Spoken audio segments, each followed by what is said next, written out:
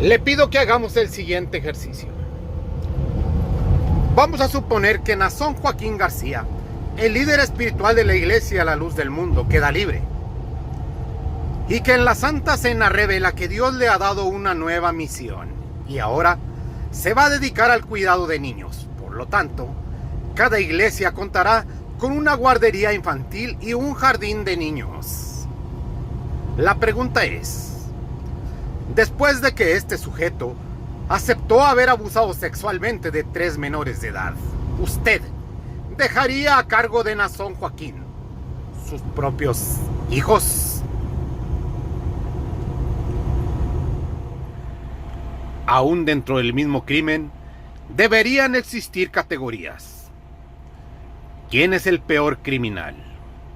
Aquel que acepta ser un pecador y bajo la influencia de una sustancia cometió su crimen una sola vez. O aquel que presume ser el elegido por Dios para salvar a la humanidad y que no utilizaba ninguna sustancia. Al contrario, con plena conciencia, planeaba sus crímenes, incluso se asociaba con otras personas para repetirlo una y otra vez. ¿A cuál de ellos daría usted la peor sentencia?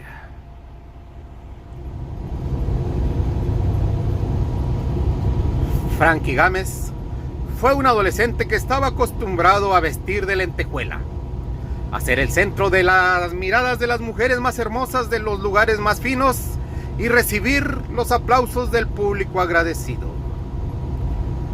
Pero esta vez, Frankie tenía 50 años de edad, vestía de anaranjado y estaba frente a un juez enfurecido en una corte de Tucson, Arizona, recibiendo la pena máxima, 92 años de cárcel por el delito de abuso sexual en contra de un niño de 9 años.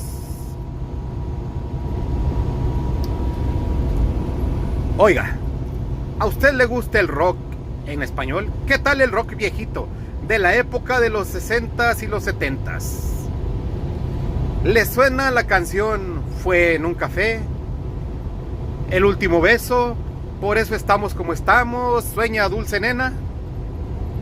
Tal vez adivinó. Se trata del grupo Los Abson Boys. Este grupo es originario de Agua Prieta, Sonora. De ahí acuñaron su nombre. La A por agua, P por Prieta, Son por Sonora y Boys, para aprovechar la fama de las bandas que cantando en inglés habían conquistado el mercado de la Ciudad de México. Y fueron ellos mismos los que promocionaron sus primeras presentaciones en su pueblo natal de Agua Prieta, Sonora. Pero el cantante, Frankie Ruiz, era el más tímido de todos. En él estaba especialmente marcado el pueblo, porque ni siquiera era de Agua Prieta. Frankie había nacido en una ranchería llamada El Barrigón, en el municipio de Nacosari, Sonora. Pero eso no fue un impedimento para que los jóvenes emprendieran la aventura hacia el sur a bordo de un Ford 57. Así iban recorriendo las ciudades, sin promotor, sin contrato, sin experiencia, ni siquiera sabían tocar, pero ellos se hacían presentes en cualquier salón de baile, clubs nocturnos, fiestas particulares o en las plazas de los pueblos. Pero la suerte los abandonó en Culiacán, Sinaloa. El Ford 57 avientó los pistones para afuera, pero los jóvenes no desistieron y con la ayuda de sus padres continuaron el viaje hacia el sur, pero ahora en autobús. La meta estaba ya más cerca. Llegando a la Ciudad de México, fueron fuertemente criticados por los grupos que ahí se encontraban. Los hooligans no los trataban nada bien. Enrique Guzmán decía que habían roto el rock and roll, habían empezado a cantar baladas, y para colmo de males, en esos tiempos el rock era considerado una música tabú. El movimiento hippie se había caracterizado por la utilización de drogas psicotrópicas, y sobre todo la Iglesia Católica lo repudiaba porque las mujeres estaban utilizando la píldora anticonceptiva. Los Abson Boys seguían picando piedra y finalmente consiguieron su contrato en Peerless. Con el éxito llegaron nuevos problemas. De los 2 cantantes que había, Polo el más joven, había decidido abandonar el grupo y de hecho tuvo un final trágico. Y Francisco Ruiz recibía ahora las miradas de todas las mujeres. Le aventaban la ropa interior, los hombres le ofrecían droga, alcohol, dinero, de todo. Frankie había dejado atrás la personalidad de pueblo y ya no se ocultaba tras la guitarra para poder tocar. Ahora sacaba el pecho como todo un héroe. Inflaba los pulmones y lanzaba aquellas largas agudas notas que conquistaban a todo el público. Pero Francisco Gámez Ruiz comenzaba a convertirse en un engreído. Su héroe viviente, Elvis Presley, había dejado de llamar su atención. Ahora ya no quería ser Francisco Gámez, ahora era Frankie Gámez. Y al poco tiempo, ya no quería que fueran los Abson Boys, ahora exigía que fuera Frankie Gámez y los Abson Boys. El resto de los muchachos decidieron romper contratos con Francisco. Frankie continuó con su éxito y de hecho decidió formar un nuevo grupo, Los Matadores. Pero Frankie ahora tenía una pareja en Estados Unidos. Sin embargo, la relación no era nada sencilla. Su esposa era una mujer posesiva, celosa. Quería controlar cada movimiento del cantante. Además, la mujer tenía un hijo de una relación anterior, un niño de 9 años de edad. Frankie finalmente se decidió por romper la relación y le entregó a la dama la demanda de divorcio. La chica, enfurecida, solamente cerró la boca, pero murmuró hacia adentro cosas que nadie sabe. La cuestión es de que poco tiempo después de recibir la demanda, Frankie Ruiz recibió un citatorio y fue arrestado por los sheriffs de Arizona.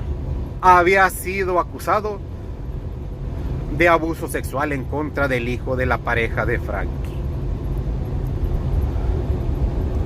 Los médicos forenses examinaron al menor y no le encontraron huellas de violencia. Sin embargo, los psicólogos dijeron que el menor no mentía. Frankie logró salir en libertad condicional. Sin embargo, alguien le aconsejó que se mudara para México porque no existía un tratado de extradición y todo aquello era falso después de todo. Pero durante el sexenio de Ernesto Zedillo Ponce de León se firmó un decreto de extradición y el cantante de rock fue capturado y enviado a Estados Unidos. Y en menos de un año estaba frente a un juez pidiendo clemencia. Pero el juez enfurecido le respondió con la pena máxima: 92 años de cárcel. Por si usted no está familiarizado con el tema, vamos a dar unos datos a grosso modo. Hace más o menos 100 años surgió en Guadalajara, México, una iglesia nueva. Se llamaba, oiga usted, la Iglesia de El Dios Vivo. Repito y subrayo: la Iglesia de El Dios Vivo, columna y apoyo de la verdad, la luz del mundo. Según ellos, Cristo es el Salvador de la humanidad, pero para llegar a Cristo hace falta un apóstol. Sin embargo, no se refieren a los apóstoles de la Biblia. El apóstol camina entre nosotros. Su doctrina sostiene que el apóstol es nombrado directamente por Dios. Lo curioso es que el primer apóstol fue el fundador de la iglesia, Eusebio Joaquín. Cuando Eusebio muere, Cristo no llega para reclamar la iglesia. En lugar de eso, Dios nombra un segundo apóstol, Samuel Joaquín. Cuando Samuel muere, Cristo no llega para reclamar la iglesia. En lugar de eso, Dios nombra un tercer apóstol, Nazón Joaquín. Subrayo los Joaquín en las 3 veces: el abuelo, el padre y el hijo. Todos ellos han sido apóstoles.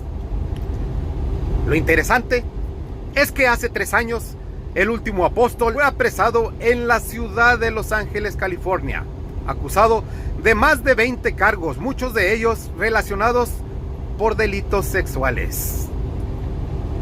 Recientemente, Nazón aceptó ser culpable de abusar sexualmente de 3 menores de edad, incluyendo su propia sobrina.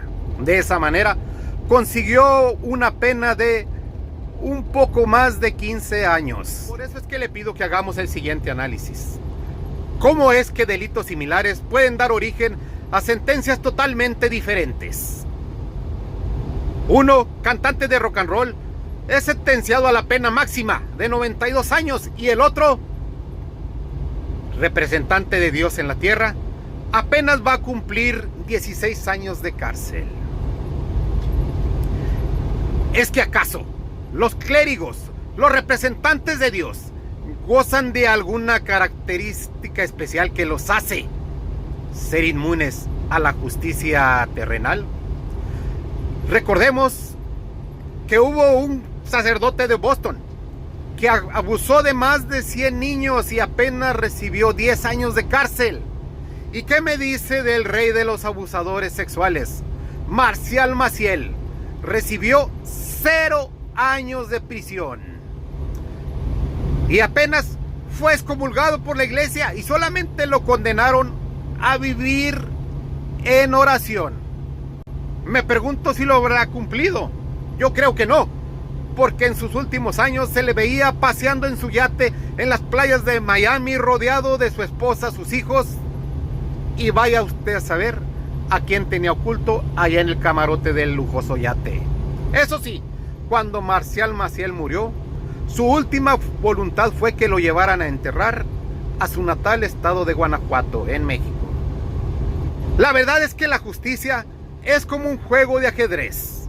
Es la aplicación de una serie de reglas y dentro de ellas existen muchas lagunas y existen ventanas que los abogados hábiles aprovechan para salir inmunes o reducir las penas. Quizás el cantante de rock no tenía los fondos, ni la experiencia, ni la asesoría para contratar un buen abogado. Y Nazón, con todo el dinero del mundo, pudo pagar los mejores abogados. Incluso utilizó 2 equipos de abogados diferentes. Lo cierto es que Nazón Joaquín se defendió como cualquier criminal. He aquí que la opinión pública se ha levantado su voz. Nadie está de acuerdo con esa sentencia. Y es que dígame usted, si es que de veras es un representante de Dios, necesitaba de abogados, la opinión pública, ¿qué va a decir? ¿Es que acaso la gente condena lo mismo a un mundano, a un cantante de rock, que a un representante de Dios, aquel que debe ser muestra de comportamiento, de ética y de respeto? ¿Qué va a pasar cuando Nazón Joaquín tenga que enfrentar a Dios? Dígame usted si ahí necesitará abogados.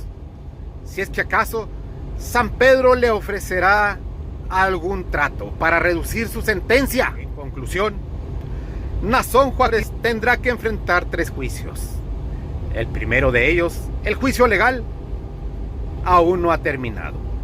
Todavía existen muchas víctimas que se están aglomerando para juntar una nueva demanda. Número 2, la opinión pública. Según los miembros de la iglesia, la comunidad crece cada día más, pero piense usted si es fácil de convencer a una persona de congregarse en una iglesia cuyo representante está preso por ser un abusador sexual. Y el juicio divino, el más importante. Que Dios tenga misericordia de Nazón Joaquín, apóstol de Dios en la tierra.